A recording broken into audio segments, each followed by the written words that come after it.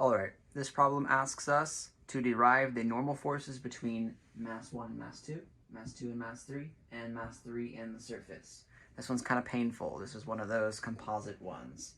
And this is actually one that's taken straight from that massive, just like thick packet that has all the info of previous stuff we were doing.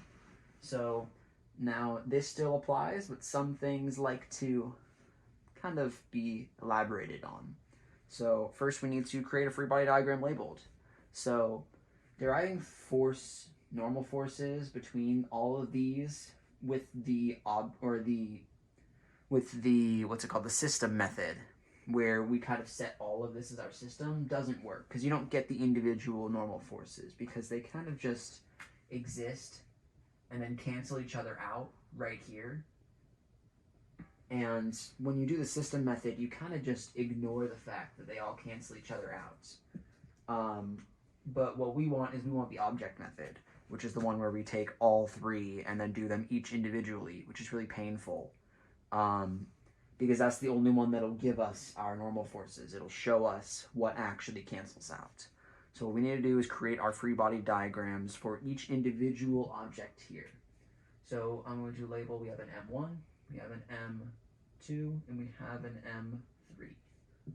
So what we have for our M1, I'm going to create this dot pretty big. You'll see why in a second. Underline it so it separates it. So our M1 there's no force of friction in this, so this one's kind of negligible, but our force of gravity is always straight down. Force of gravity, straight down. We also have a normal force that pushes up from M2. That goes this way, force normal, and then I'm going to go 1 to 2 because that's the direction that goes.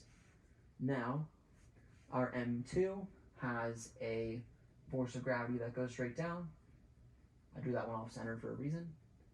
Now, it also has a force of normal that goes from the surface it's on. Force normal from, what would it be? It would be from 2 to 3, because this 3 pushes back up on the 2 so that it can support it. And then there's another one that goes down from the one on top of it. Force normal 1 to 2. Technically you could put this as 2 to 1 because that's just how that works, but you can set them both equal to one another, because one thing we know is that if we were to do the whole thing, these forces would have to be equal to each other in order to cancel out. Otherwise things would suddenly start levitating, and we can't have that. So suddenly start levitating or falling through the floor. So we know that those are equal. So one thing we can do to represent that they're equal is go like ding and ding. And I'll draw those little equal signs. You'll see those a lot. So our force of gravity, let's actually specify which ones. Force of gravity on 1, force of gravity on 2, and then this one, we have the same kind of deal. Force of gravity on 3, and then we have a force that's pushing down on it from M2. So we have a force of normal from 2 to 3 pushing down on it. We know that this force of normal here is equal to this force of normal here. We use a different amount of dashes so we can differentiate. And then we have a normal force pushing up from the table.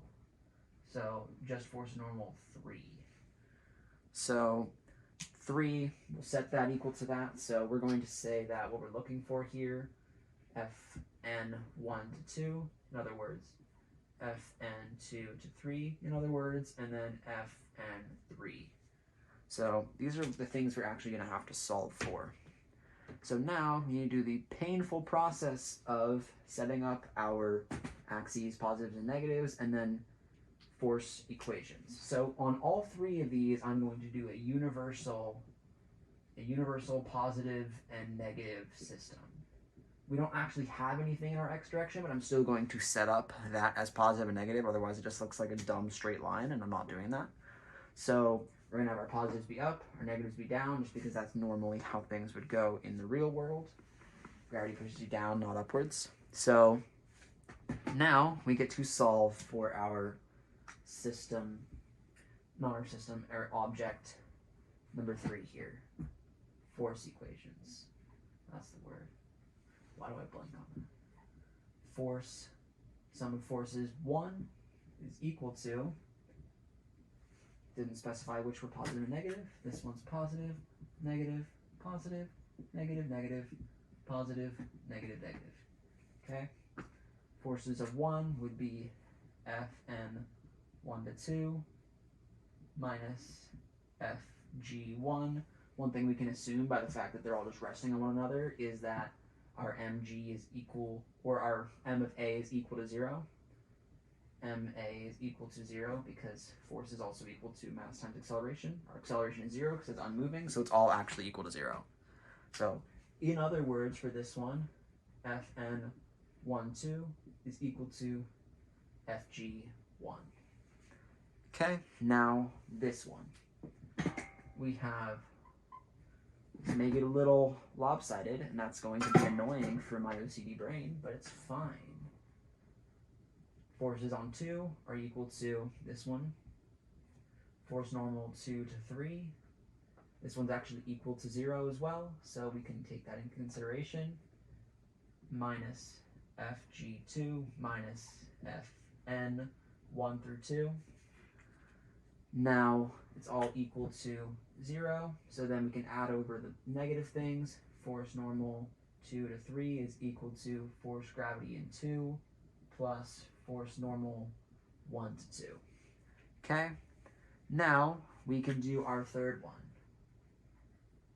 Force 3 is equal to, this one will look very similar to this one, force N3 minus force gravity 3 minus Fn2 3. If you don't know why I'm setting certain things positive and negative, please refer to these negative signs and positive signs and other videos.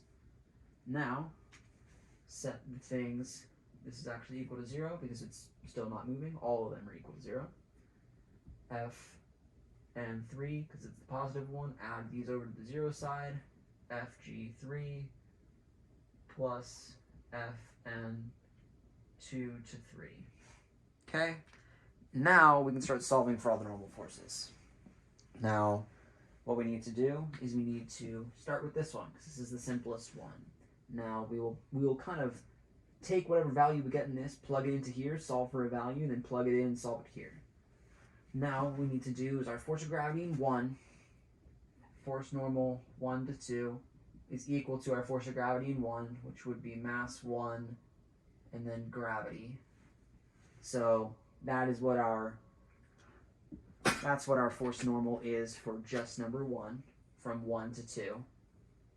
Okay, and then what we can do from there is actually take this value and substitute it in here. So now we have Fn2 to 3 is equal to mass 2 gravity, because I did the same thing I did here, but just with F2, plus our Fn 1 to 2, we already know is m1g. Okay, so that would be our force normal 2 to 3. But one thing we can kind of just do is we can reverse distribute g, which, if that sounds confusing and a little convoluted, I'm going to explain that right now. Gravity times m1 plus m2. It's literally what it means. I just swapped the directions of these 2 and 1 because you can do that. So that's what reverse distributing is, because obviously, if you were to distribute the g's here, we would get the same thing here. So reverse distribute. Now, this would be our answer for 2 to 3. Now, one thing too is that I'm actually going to, instead of substituting this one in, because that actually makes some of our work a little bit longer, I'm going to substitute this one in because it's already all done for us. We don't need to distribute anything again. This is just neater. It's like when you want to show your room and it's all nice and pretty, but obviously this probably works better for you, gross room. So Fn3 is equal to Fg3, mass 3, gravity, plus our 2 to 3 here, which would be m2, gravity, plus m1, gravity. And then this we can reverse distribute with all 3 of them, is equal to gravity, mass 1 plus mass 2 plus mass 3. And there we go. We have our force normal in 3. So now we have our normal force between M3 and the surface, normal force between 2 and 3, and our normal force between 1 and 2. Now, just for comprehension's sake, if you want, you can click off the video right here, but for comprehension's sake, I'm also going to do the system method with this and show how this normal force between M3 and the surface is equal to the normal force if you were to do the system method. Now, if you were to do the system method, what we would have to do is do a free body diagram of all of these, which will look identical to this M1. So really, we have M system, and our acceleration in the system, because the entire thing is not moving, is 0. M system is equal to all of these masses added up. So if we wanted to do our sum of forces in the entire system, we know that that's equal to 0, because mass times acceleration is equal to 0, and our acceleration is 0. So anything times 0 is 0. Is also equal to, whatever, I didn't find the other ones, but just know you can also do a colon there, just so it doesn't confuse you. Now, we know that MA would be this up here. We know that if our free body diagram looked like this, where we have a normal force that goes in the system going entirely up and a force of gravity going entirely down, we know that our force of gravity system would be negative, so I'm not going to write that one first for neatness sake. Force normal system minus force gravity system, just because I'm just going to draw the free body diagram. It doesn't kill me to do it. So force normal system going up, force gravity system going down. This one's negative because we set that as negative. We set this one as positive because that one's positive. That's how I got this equation and which ones are positive and negative. So now we know that if we were to simplify this down like we did in this step, and this step, we would go Fn system is equal to Fg system, just by adding over this. We know that Fg of system, Fn system, is equal to mass of the system times gravity. Now, we already said that the mass of the system up here is just what all of these added up are. Fn system is equal to gravity times m1 plus m2 plus m3. Now, if these look familiar, that would be good because they're the same exact things here and here, because they are. Your force of normal in the system is equal to your force of normal in your between your bottom box and the surface that the box lies on. So basically just to prove that these two are equal. And I'm sure like somewhere down the road there'll probably be a test question like, prove how the normal force of the system is equal to the normal force between the third box and the surface. This would be your proof. It looks disgusting, but that's your proof. You basically show how you get your normal force between 3 and the surface and how you get your normal force of the system. And then basically say that G times M1, M2, M3 is equal to G times M1, M2, M3. And that's it. Take a breather. You need it.